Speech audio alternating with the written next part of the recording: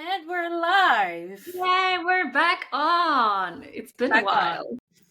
Well, yeah, this is episode 12, and we're not gonna stop. Even if the next episode is in 6 months from now, we're just gonna keep on going. Keep on going because our lives are keeping on going. Yes. There's so much Yes, and we that have so much good information to share with everybody. Because right now, we're gonna be two Asian girls talking about the most shallow thing ever, but it keeps us busy every day in, day out, weight management. And eating. I think it's, And eating. for me, I think it's like a healthy relationship with food. Yeah. Because I love food, and then sometimes I hate all the stuff that I do with it because of this like weight, guilt, all these things. So healthy eating. Yes. Healthy relationship with eating. Yes. I haven't told you this yet, so it's good to measure your reaction. Tell me. I signed up for a course called Psychology and Eating. It is with that Dutch government fund where you get €1,000 in government funding to follow a course in case you're educated to do one thing, but you want to re-educate yourself to become something else. I'm like, I'm gonna spend that money on educating myself about how I can psychologically influence myself about food. So the emotional binge eating, that one was not available anymore. This was the closest that came close to emotional eating. Like, sure, why not? Maybe I can understand myself a little bit better in here. And are you doing it? Is it in 3 days there's like this entire enrollment process, so I need to do that, and once we're in, I'm in. And then you gotta update me. I want to study it as well. Actually, I have been, since you said you wanted to join that emotional course, then our emotional eating course, I was thinking actually right now, I think this afternoon I'm gonna research if there's anything that I can learn further. Now I've been just researching the internet and going down kind of, I can give a full update later on glucose. Tell me about so you're in Anna right now, you're working on this glucose project. I heard from a friend that it's a rage right now. It's like a trend. Everybody's on glucose projects times AI. Tell me what you're doing. What's the newest hype? So the start of it is that I think I heard about these blood sugar spikes and crashes. So there is, for example, the glucose goddess. She has like 3 million followers on Instagram, and she compares different things that she eats and how it spikes her glucose. Right now, actually, I don't know if you could see it, but here I have a continuous glucose monitor on my upper arm for 14 days now because I'm like trying things out. And actually, I can maybe show you on the phone here. Can you see this? It's like what does a 107 mean? Yeah. It's 107 milligrams per deciliter. And it's in this green zone, means I'm like not crazily over sugared. And the spike, this like little peak there that you see, was my brunch. So the glucose goddess explains it pretty well, but there's a couple of different things that you can do to avoid these crashes. Because when you're getting a sugar spike, which is like all the energy that you eat, especially sugar, carbs, they go really directly into your body. What are the basic principle of the glucose goddess? Like in 2 sentences, not more. I think she tries to reduce the amount of spikes. So you want to smoothen your curve a little bit. That's my personal take, non-scientific take on it, because there are some very, very preliminary studies that are saying that the more spikes you have, actually your lifespan maybe even decreases. And then short term, if you're having these spikes and crashes, it leads to cravings, fatigue. You die earlier if you have glucose spikes? It's not, I would say there's only super preliminary scientific proof, but there's some studies that start to show this direction. That's also why Damn. I feel this topic is super interesting. And there is some, like, she has on her site a whole subpage called Science. So lots of papers and clinical studies, but they're all, because it's a relatively new topic, there's just not enough evidence and proof, but there is some starting indicators. So short term, you have these cravings because when you're crashing, your body is like, oh my God, I'm running low on energy. You get that Snickers right now. And that's the moment when I'm like not being able to control myself, and you're just like grabbing whatever you can because your body thinks like, oh, survival mechanism, you need energy. The fastest way that you can get energy is maybe sugar or like carbs. And Mm. then also this fatigue is basically, I mean, glucose or blood sugar. That's also your source of energy, or the most important source of energy for all organisms. And it's like super, super important for metabolic health. I didn't realize it that much before I kind of went into this topic. Mm, so you want to avoid your crashes and then avoid these big spikes, smooth it rather. And the glucose goddess has these hacks how to avoid a spike. For example, not start the day with a super sweet, carb heavy breakfast. I used to love like my coconut porridge, but now I'm doing a little bit more, maybe sometimes egg, savory, or like make sure you have some proteins or healthy fat like avocado. So you're not going on the roller coaster already, because once you spike, you crash. And then you're like, oh, should I need sugar again? So you're spiking again. And then you go this.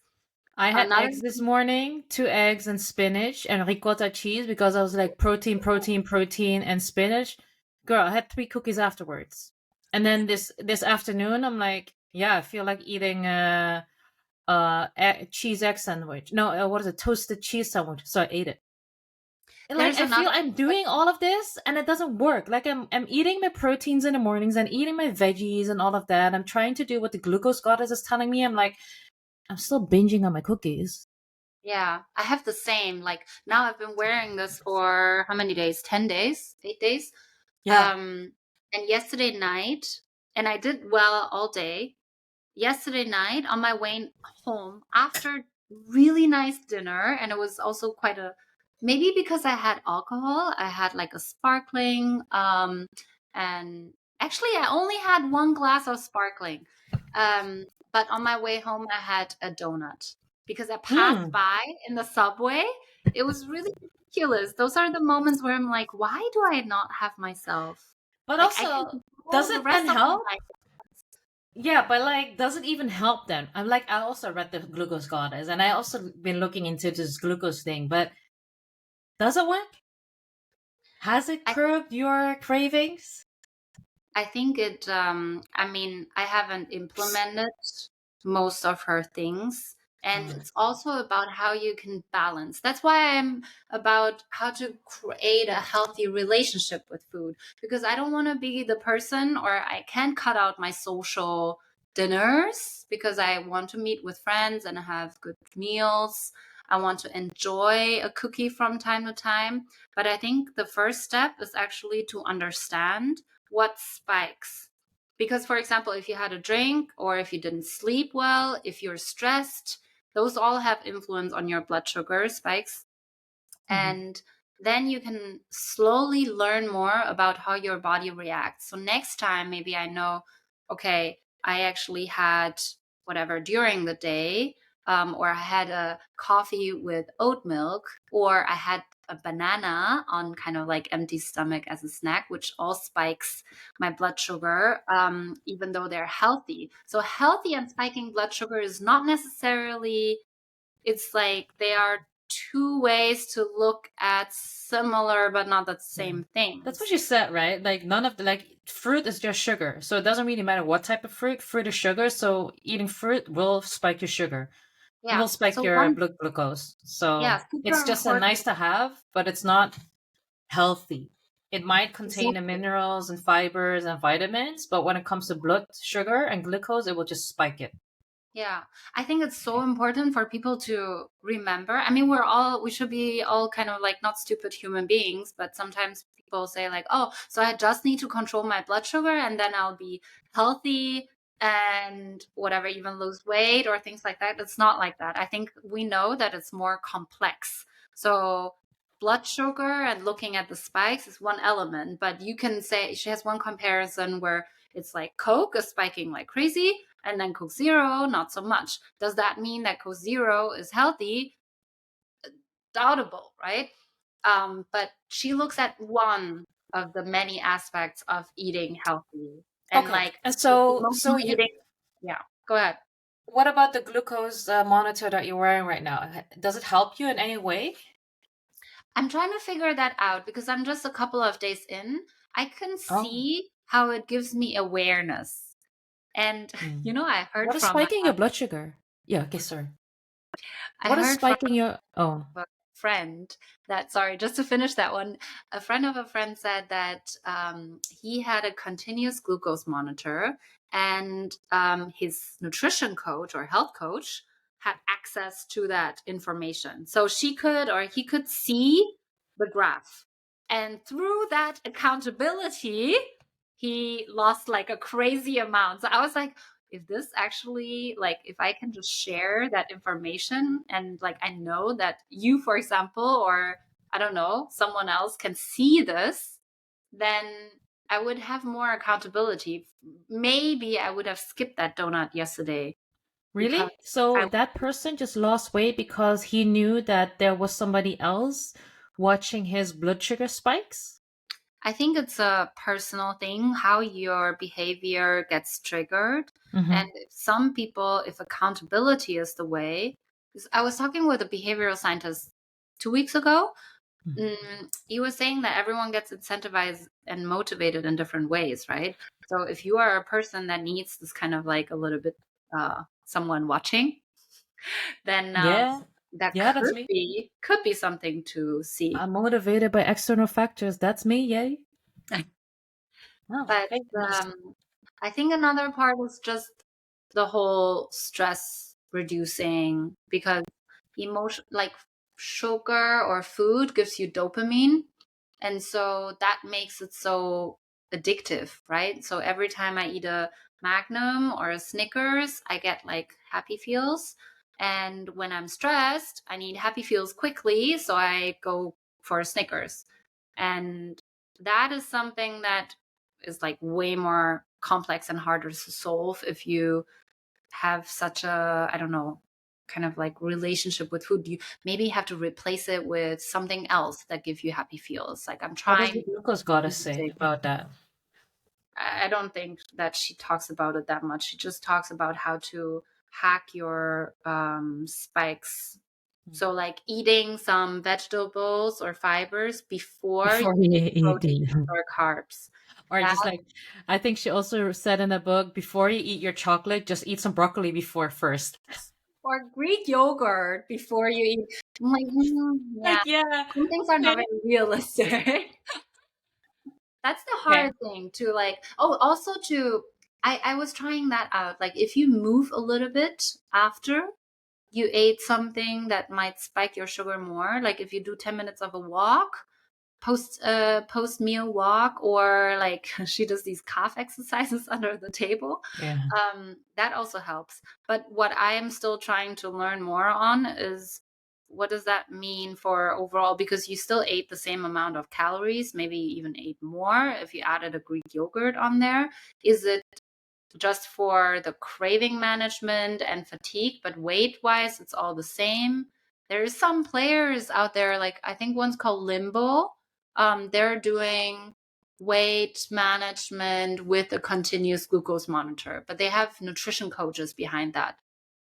Hmm. And then I think Vary is another one. I think Very 50 stable, was right? using that. So they give you kind of meal inspiration, and it's more complex than just glucose. But I'm quite fascinated about glucose at this point because I'm figuring out whether you can measure it with just your voice instead of like pricking your finger. That's what fascinates me at this point also.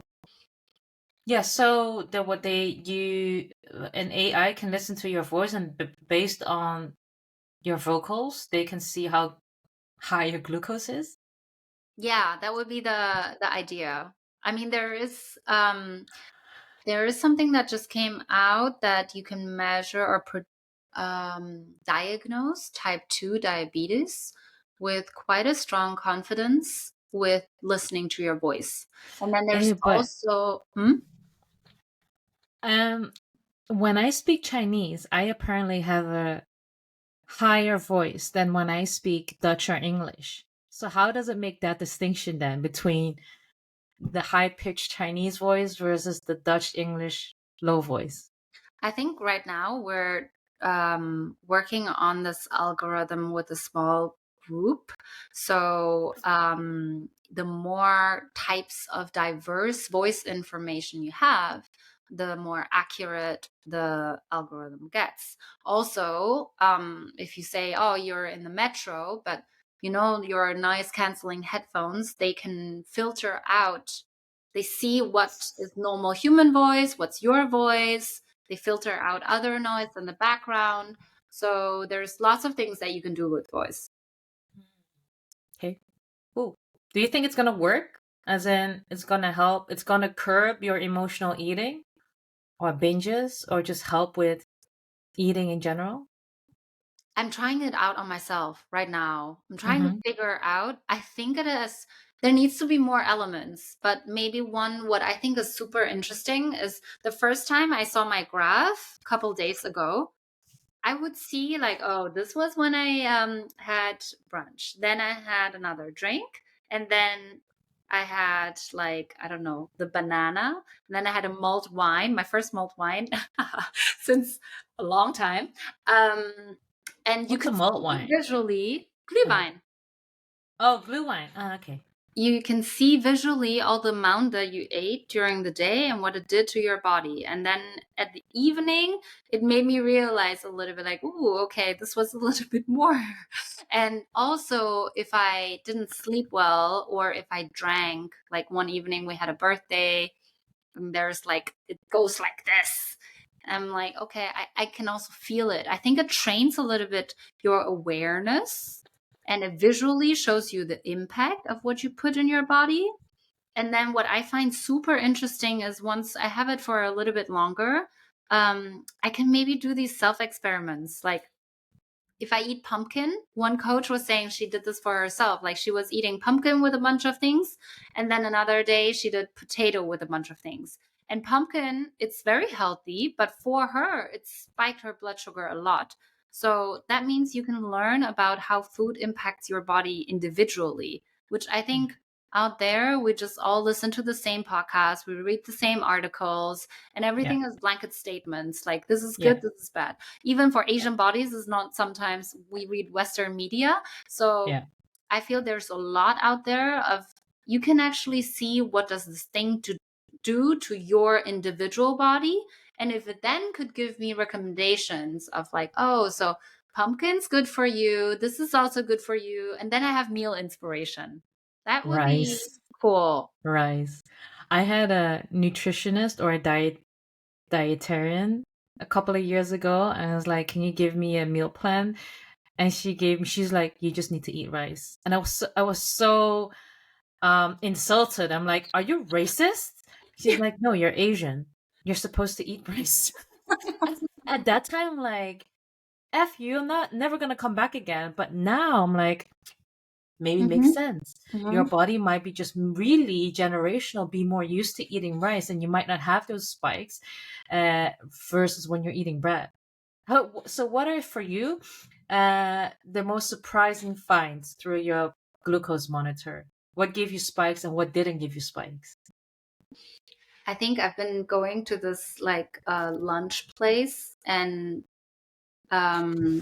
all these mixes of lentil, avocado.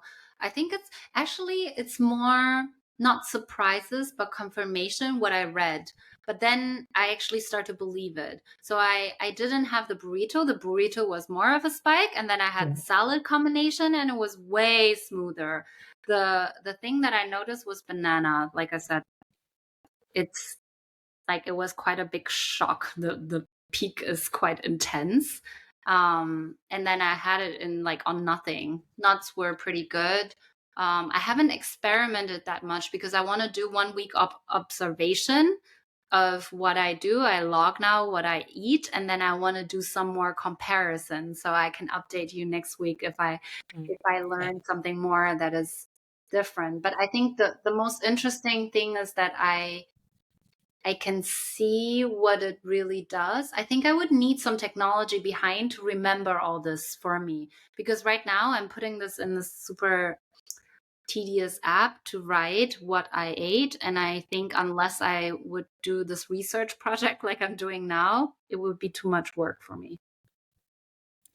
The one mutual friend that I introduced to you, or that friend who used the glucose monitor, she had this interesting finding that pineapple, no, eating mango would increase her blood sugar, of course, because it's filled with sugars. But she was also a little bit surprised by it, just like you're surprised with it with your banana. But she's like, then afterwards, I ate another time I ate Haribo, the candy. She's like, didn't give me any spikes, so now I'm just gonna eat Haribo for. Yeah, pretty nice, pretty interesting. I Yeah. might just do. Well, I ordered mine as well on your phone number, Ooh, by the way. You nice. got. I think you got a, I saw. prompt this morning. Yeah, like I'm gonna have it delivered just over the borders here, and then we can keep track. Yeah. I'll do that next to my Ozempic. Let's keep. Okay. Tell us about where you are with Ozempic. Ozempic. I just looked at our YouTube and I saw the video and I just saw how fleshy my face got again after a couple of, and that was actually during the period when I had all of my snack attacks and just like kept on eating and eating, had a lot of stress, and I just saw it on my face. I can see it immediately in my face, and now I think I see it on my face that, or maybe it's also the angle, but I started Ozempic just right after the summer, just after my visit to you in Berlin. So after that episode, um, what can I say? I had it last year already. I lost a lot of weight. How much did I lose? I think I lost round about.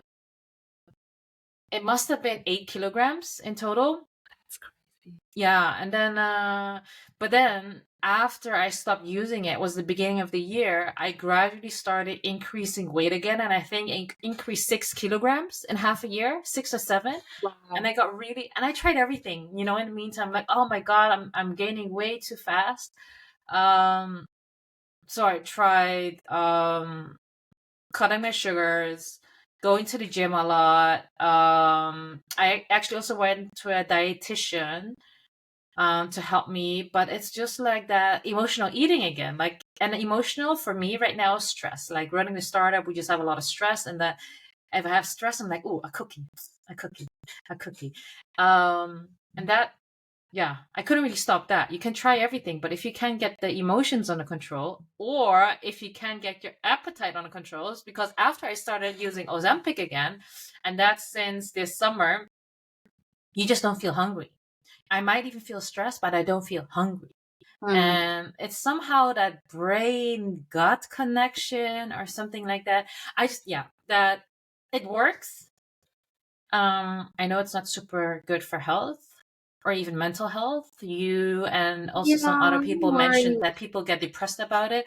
I don't have that. I think I was more stressed before, but it's also like situation has changed. I'm a little in a little bit more of a zen state right now. Hmm. My dad also threw away my Ozempic, so I actually don't have that much anymore. I will just finish what I have right now, and then I will be left at my own again after this set, and it is what it is. I also know it is not sustainable. It's a very convenient and nice to have if you want to lose weight, but the studies aren't there yet. There are some studies, and the studies are, yeah, I don't say anything. Like, I think they did some studies, but I had to do my due diligence on this one. Um, so Ozempic, there are a couple of different Ozempic, but you also have Wegovy and semaglutide. Semaglutide falls under it. It's the main substance in it. GLP-1, but there's some studies that shown that mice who were injected with one component of the injections had an increased chance for a specific type of cancer.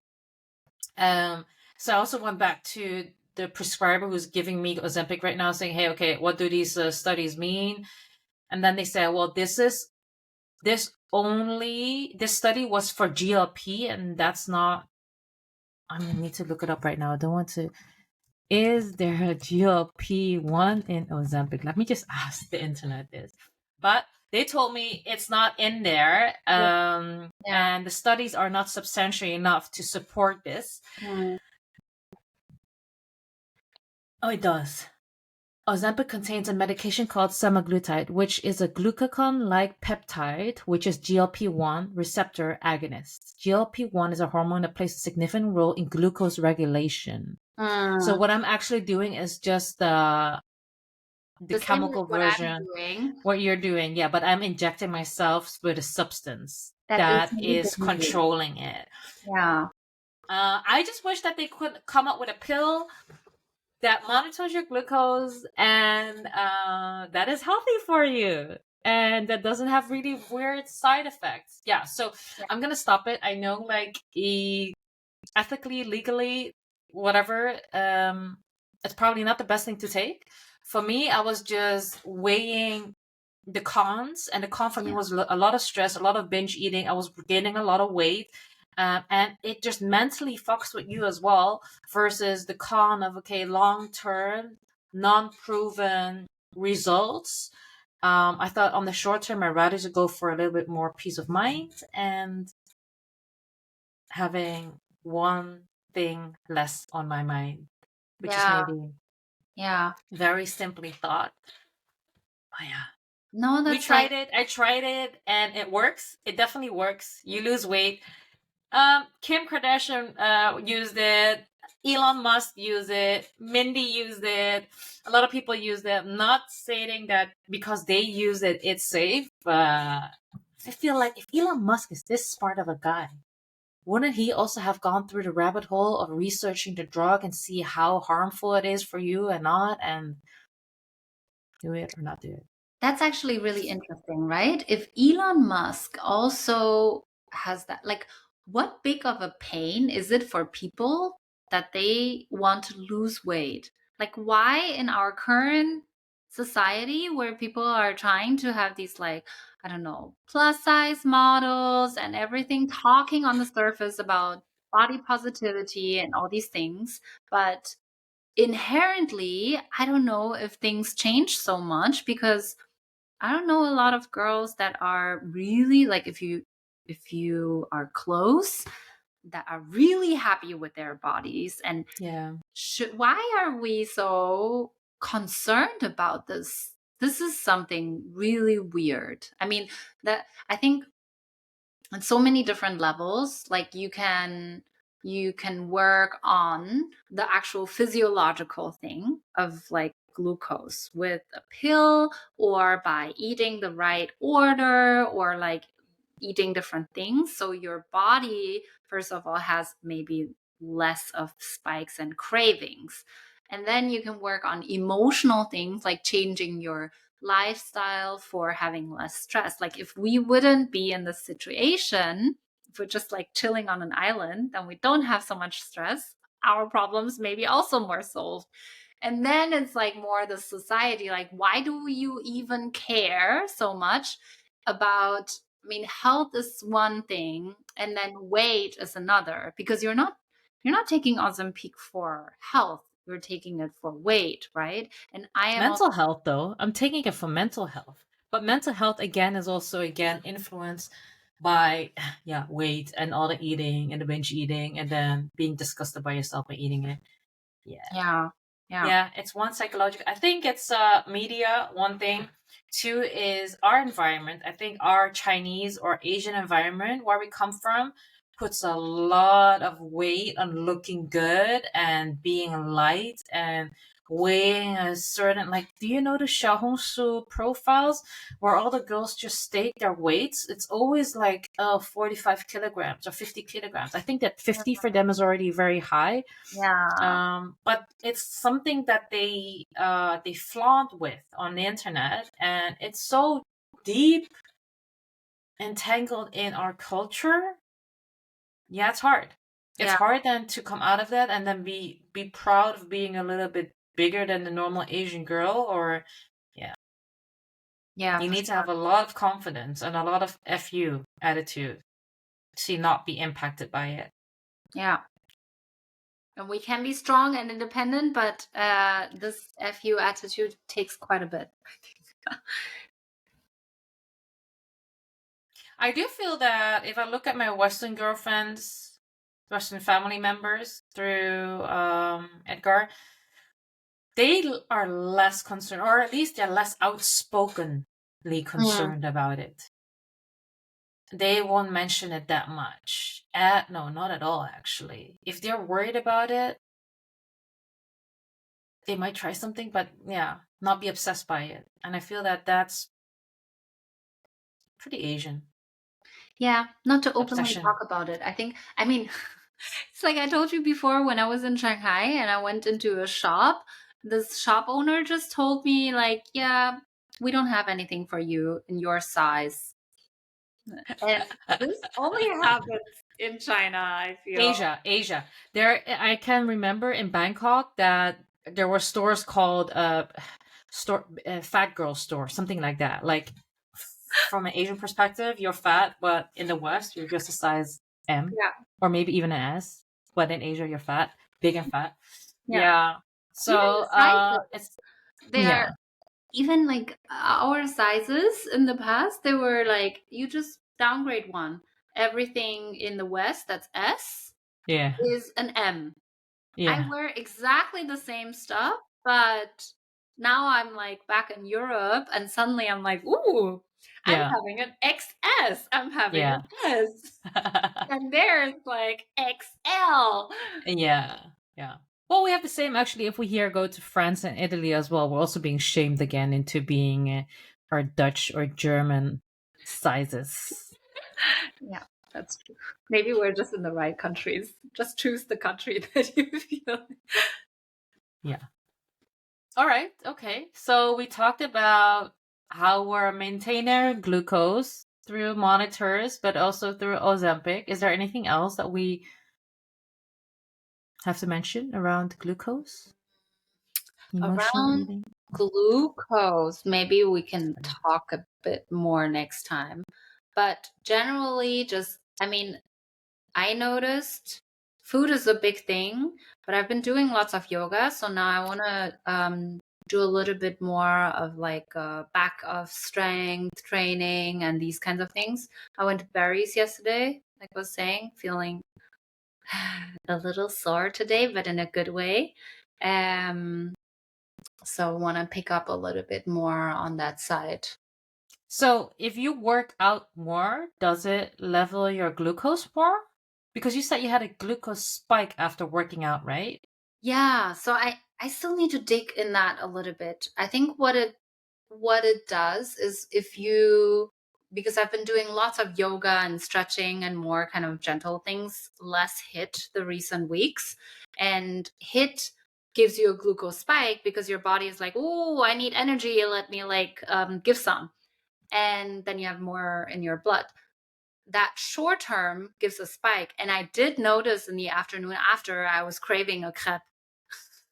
And but long term it helps you on kind of stabilizing your blood sugar. So I think it's the trade-off. If you just do it once, like every now and then, maybe it's not the best. If you do it over the course of time, then you'll get more resistant.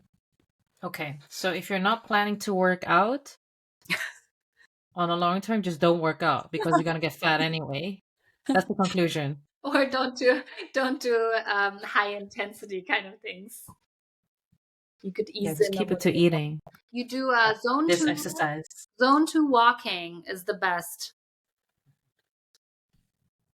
Actually, any kind of low intensity kind of thing that's I think more. that's what all those health content creators do, right? They just go super low intensity on the treadmill, just like a very high incline, do that for 30 minutes. I think there was even an abbreviation for it, like 30 minutes and Lift. then at speed 3, and then probably incline 13. Exactly. Something like that. And then you're in your zone 2, and that's just fat burn pace. And apparently that then is also steady glucose pace. I don't know whether it's steady glucose base, but definitely is less of a spike than if you do a hit workout. Yeah. If you do more, what is it? LISS, right? I Yeah. also, in the sense of like trying to track and understand more of my body, I'm doing all these experiments and observing. I also got a Whoop band. Oh, that's nice. Yeah. Isn't it very expensive? I was pondering about it. Okay, you treated yourself. No, I actually, listened to a podcast of the founder on My First Million. Yeah, he's an intriguing guy, like disciplined, what did you like how learn? he pitches What did stories. you learn on the podcast on the It's the founder? same as the Aura Ring, I think. Yeah. Same as it tracks your sleep, it tracks your performance, and then it signals that to your phone. It gives you all the information to live a healthy. I think it's more sleep monitoring, right? A lot of sleep monitoring, and the rest is like just like your Apple Watch or like a sport watch, where you can see how many calories you burn or how many steps you take. But I think what differentiates the Whoop and the Aura Ring is that they track your sleep, and that has a lot of impact on the rest of your day. Mood, motivation, focus. Yeah. Yeah. I Did was you also did you also try out the Aura Ring? No, right? I wanted to, but then I think there was a moment, I don't know, different reasons. There like were a couple of people who were telling me they got stressed out by tracking that they were like, if I didn't sleep well, I will just feel it. I will know. I don't need to have a $300 ring to tell me that. So you have that side. I Mm, think it's the same with Whoop. I'm doing this mhm. a little bit because I'm not typically, I think naturally I'm not so much of a tracking kind of person, but Yeah, because now I'm like looking into this from a like I don't know interest perspective, I want to try it for at least a month to see does it actually do something because I'm skeptical about tracking everything. Um, yeah, but you know, sometimes you should give things that you're skeptical about a chance to at least understand more. And I think either way, it's if you do it for some time and not forever, it can be very helpful. I'm just looking at like this is how the app looks like, and I just got it for like what are you tracking? month. You specifically. It's I just got it for like 1 week now. So Uh-huh. it looks at strain, sleep, and recovery. Like you were saying, it's like these different areas. And then I think what it does is that it tells you, oh, you had so much, like for example, sleep. Now you can, in your like hit session, go to this level of strain to not like go over or under. That's kind of what I see there is potential, but it's only for people who are like hyper disciplined, super like want to control and optimize their performance to the max. um I'm more of like a try to listen to your intuition and Yeah. like feel out. And I think this is different types of people, but I think it's interesting. It also tells you your sleep performance, which is kind of interesting. Like it's a combination of how much wait here how much REM you had, how much light, and then I had, for example, 87, which was okay, and then it tells you how much strain you can get or how much recovery you need. How much does it cost, a Whoop band? I think, oh God, I forgot. We can look it up again. It's like 50 euros a month, maybe something like that.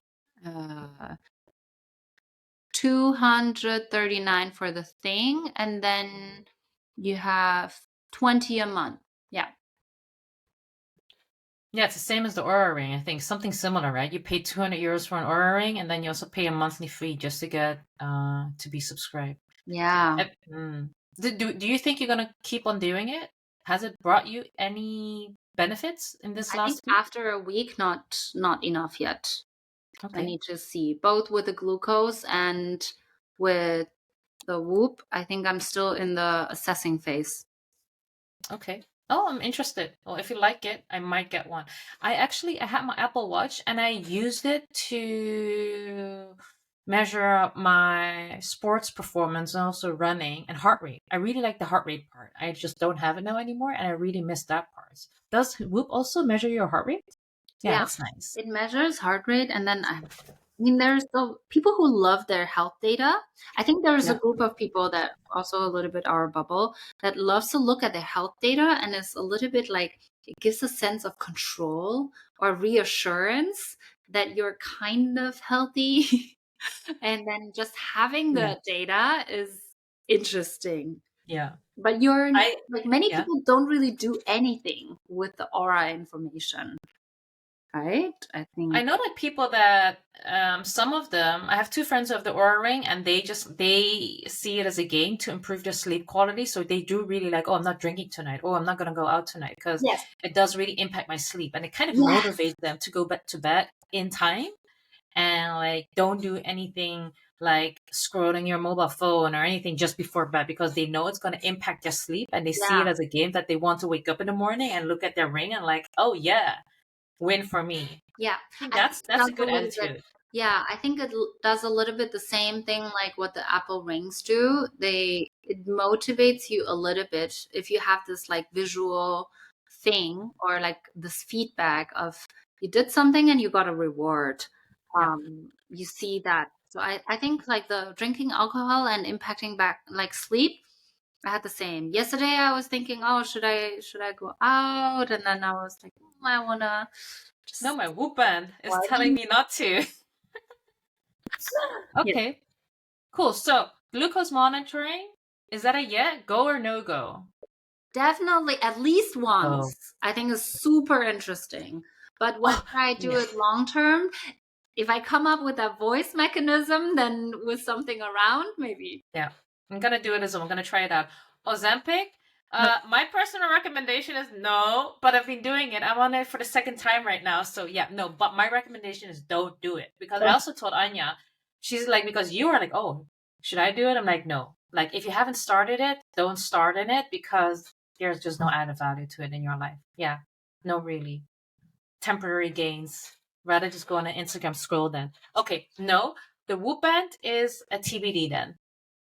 It's a I might just TBD. order If this you one. have the disposable income, it's really expensive. But I think it's I think what you do with it. If you have something to solve for, then you can do that. Oh, something that I found out about sleep is that there's a couple like to optimize your sleep. Maybe you don't need a Whoop band. You just do some more sleep hygiene. And there are some tricks. For example, like if you're lying in bed 8 hours, but you can only sleep of them, it's like called sleep restriction. So when you are awake for more than half an hour, maybe you put on a podcast, white noise, and when the thing ends, you're still awake, like, oh, it's been long. So you get up, go somewhere else, do some kind of calming breathing exercise, whatever, then go back to bed. Because if you are lying on bed for too long awake, then your body is getting used to that. That's what they Ah, say is sleep restriction. Um, you should. There was a friend who went to a sleep lab. That's where I learned about this. And he was saying that in bed, you should only sleep or have sexual activities. Otherwise, don't be there awake. Don't be whatever other things. I've That's been watching TV shows in my bed the last week. not I good. take my laptop to bed and then I watch it for 10 minutes and then I fall asleep. I fall asleep. But it's kind of my podcast. I was so healthy or so good with my sleep routine. I would listen to a podcast on airplane mode because I would just download it because I know, like, I don't know, those radio frequency or whatever waves are not good for you. Or would read a real book. Yeah. But I started this show Billions, and it has 7 seasons, and I have this tendency in me that once I start something, I need to finish it, and it doesn't finish. This effing show, it doesn't finish. 7 seasons, like I'm like, yeah, I'm gonna fall asleep with it. Not good. Now I'm gonna Yeah. be on the healthy train again. Sleep hygiene Okay. is like super important. Dimming the lights and then not making it too noisy. screen time before, all the stuff that we already know. But this, if you go to like a doctor, if you have sleep problems, the first thing that they work on is actually sleep hygiene and then sleep restriction. So lots of things that you can just solve for yourself. Great. Sleep restriction. Alrighties, I think that's it. 45 minutes in. I think we discussed some good topics. Good See stuff. you Good stuff. next week. See you Talking next about week. glucose monitors again. Yes. Stop this right now. Okay. Updates. Stop.